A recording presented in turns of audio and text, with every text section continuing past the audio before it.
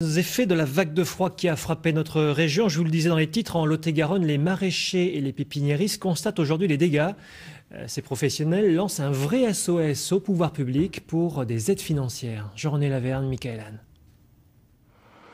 Le feuillage des millepertuis, des lauriers et de bien d'autres plantes sont couleur rouille. Emmanuel Soubiran, la pépiniériste, ne peut que constater alors les dégâts. Quand on gratte un petit peu, qu'on essaye de se rendre compte l'état de la sève, c'est complètement marron. Et puis quand après on regarde au niveau racinaire, toutes les racines sont toutes molles, elles se déchiquettent comme rien, c'est qu'elles sont gelées. Les plants en container à l'extérieur n'ont pas été les seuls à mourir de froid. Sous la serre, les palmiers n'ont pas résisté. Quand vous arrachez le cœur, vous voyez, le cœur est pourri. Donc la plante a gelé. Donc les feuilles ne tiennent plus. Donc là, les plantes sont mortes. C'est bon pour la veine, quoi. Ce sont ainsi des milliers de pots qui ont été perdus. Sur le plan économique, les conséquences n'ont pas été complètement évaluées. Sans doute entre 20 000 et 30 000 euros.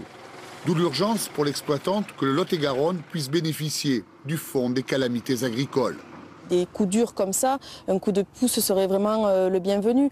On est des agriculteurs, mais on n'est quand même pas comme des céréaliers, on n'a pas la PAC.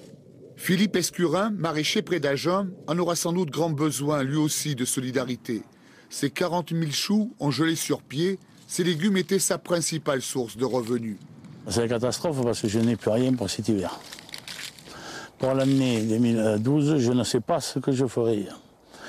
Et là, je perds entre 10 000 et 15 000 euros, à peu près. Il me reste 4 hectares de blé, c'est tout.